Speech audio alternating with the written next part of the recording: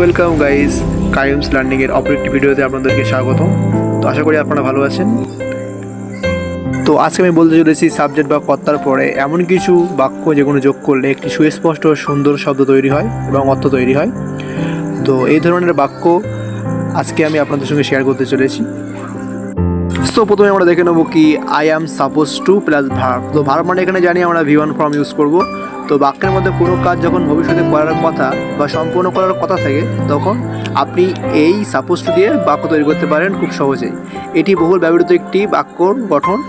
তো for example কি আছে, I am suppose to work, অর্থ কি যে আমার কাজ করার কথা আছে। সো এই ধরনের বাক্য সাধারণত স্পোকেন ইংলিশে বেশি ব্যবহার করা হয়। তো আমি রিকোয়েস্ট করবো আপনাদের নোট ডাউন করার জন্য। তো চলেন পরবর্তীটি দেখি। এটি হলো I was suppose two verb. এটিও হলো আগের মতন প্রায় একই।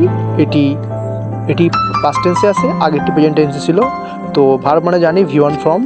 তো এটি আপনারা অতীতের কোনো কাজ করার কথা ছিল এই ধরনের বাক্য সেন্টেন্স তৈরি করার জন্য আই ওয়াজ সাপোজ টু দিয়ে শুরু করতে পারেন।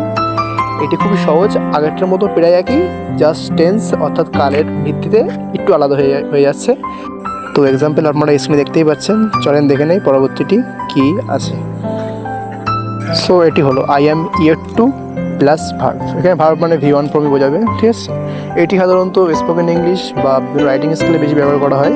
সো বাক্যের মধ্যে কোনো কাজ বর্তমানের সাপেক্ষে একটু দেরিতে হয় বা দেরিতে সম্পন্ন হয়, এই ধরনের বাক্য আপনি যখন কাউকে বোঝাতে যাবেন আপনি আই অ্যাম ইয়ার টু এটি ব্যবহার করতে পারেন।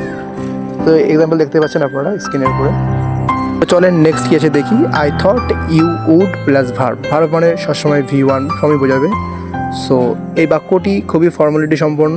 তো বাক্যের মধ্যে আমি মনে করেছিলাম তুমি এটি করবে, এই ধরনের বাক্য বলার ক্ষেত্রে এটি খুবই জটিল হয়ে থাকে, স্বাভাবিক। এটা ইংলিশ করতে আপনি এই সহজ টার্মটি ইউজ করতে পারেন, আই থট ইউ উড দিয়ে শুরু করতে পারেন।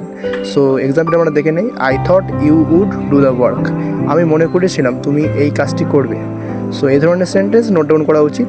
চলেন পরবর্তীটি দেখে নেই।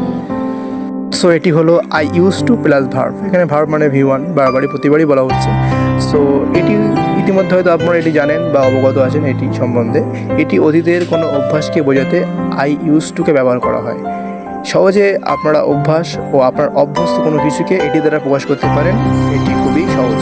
এক্সাম্পল কি, I use to create video. আমি ভিডিও তৈরি করতে অভ্যস্ত ছিলাম। সো অ্যাট লাস্ট জানাই সকলকে ধন্যবাদ ও আন্তরিক শুভেচ্ছা ভিডিওটা শেষ পর্যন্ত কন্টিনিউ করার জন্য। তো দেখা হচ্ছে পরবর্তী কোনো ভিডিওতে। ততক্ষণ পর্যন্ত ভালো থাকবেন। আল্লাহ হাফিজ।